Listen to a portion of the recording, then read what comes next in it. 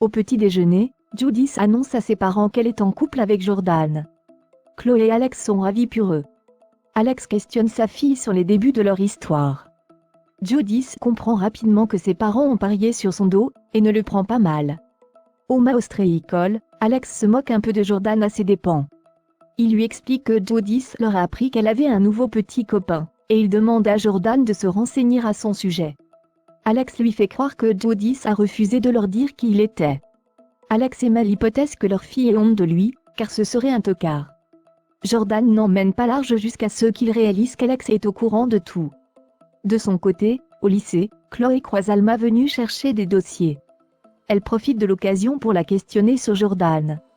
Chloé aime beaucoup Jordan, mais Judith a traversé une période compliquée, et elle ne voudrait pas qu'elle se lance dans une histoire problématique. Chloé connaissait davantage Jordan pour ses problèmes de discipline et elle sait qu'il a eu des démêlés avec la justice, ce qui n'est guère rassurant à ses yeux.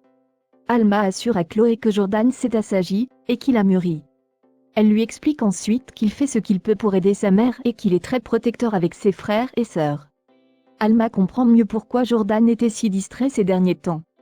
Marianne dit à Anna et Karim qu'ils ont de bons résultats, ils vont pouvoir démarrer le dossier d'agrément pour l'adoption. Karim a un taux de glycémie un peu élevé, mais ça reste correct. Anna propose à Chloé de faire un dîner avec Karim et Alex au Spoon. Anna propose à Alex et Karim de tenir 24 heures sans manger de sucre. Ils acceptent de relever le défi. Martin et Joanna, alias Claire, se promènent sur la plage, complices et amoureux. Joanna remercie Martin de lui avoir prêté de l'argent, et lui assure qu'elle le remboursera dès qu'elle aura sa carte bancaire. Nordine fait son footing sur la plage et les aperçoit. Il va à leur rencontre. Martin fait les présentations. Joanna a déjà beaucoup entendu parler de Nordine. Ce dernier aurait aimé en dire autant à son sujet, et souligne que son père a visiblement ses petits secrets. Joanna prétexte avoir du travail et s'éclipse. Après son départ, Martin confie à Nordine qu'il a rencontré Joanna sur une application il y a quelques jours, et précise qu'ils s'entendent bien. Au commissariat, l'enquête s'accélère. George a pensé que l'arnaqueuse ne devait pas en être à son coup d'essai, et il a regardé toutes les plaintes déposées de ce genre ces derniers mois. Il est sur une piste. Plusieurs mois auparavant, du côté de Montpellier, une victime a eu une idylle avec une femme rencontrée par hasard et elle lui a soutiré 60 000 € avant de disparaître complètement dans la nature. Et la victime est une femme, Charlotte Glaisé. Convoquée par George, elle se présente au commissariat et elle est entendue par Aurore. Charlotte demande à Aurore la plus grande discrétion, car son mari ignore tout de son aventure. Aurore le lui promet. Elle explique ensuite à Charlotte qu'elle a sans doute eu affaire à une arnaqueuse professionnelle. Cette dernière est sidérée et relate à Aurore dans quelles circonstances elle l'a rencontrée. Elles ont fait connaissance lors d'un vernissage, et ont discuté d'une œuvre. Charlotte est tombée tout de suite sous le charme de cette femme. Elle se considère comme une hétérosexuelle, mais avec elle, c'était spécial, elle avait quelque chose de magnétique. Cette femme lui a par la suite demandé de l'argent, car son affaire d'achat et revente de vin du coin rencontrait des soucis financiers.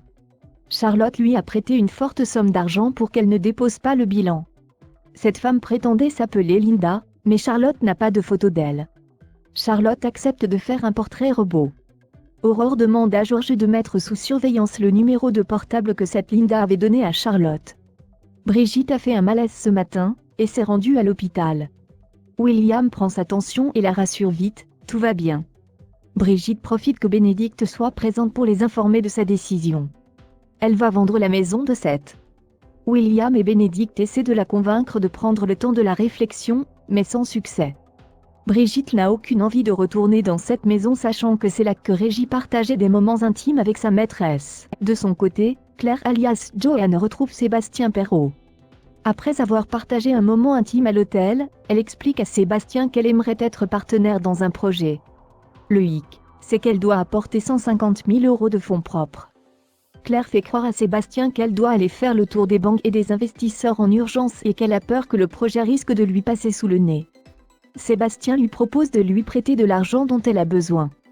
Claire décline et prétexte ne pas vouloir mélanger vie privée et vie professionnelle. Mais Sébastien insiste. Il aime et il veut l'aider. Alors, Claire lui explique avoir besoin de 50 000 €. Sébastien tilte un peu, mais il pense pouvoir réunir la somme. un des portables de l'arnaqueuse a borné sur le Vieux-Port. Aurore et Lisa se rendent sur place. Georges les guide par téléphone pendant que Martin informe Sébastien qu'une opération est en cours pour arrêter l'arnaqueuse. Lorsqu'il raccroche, Claire lui demande si tout va bien. Naïvement, Sébastien la met dans la confidence.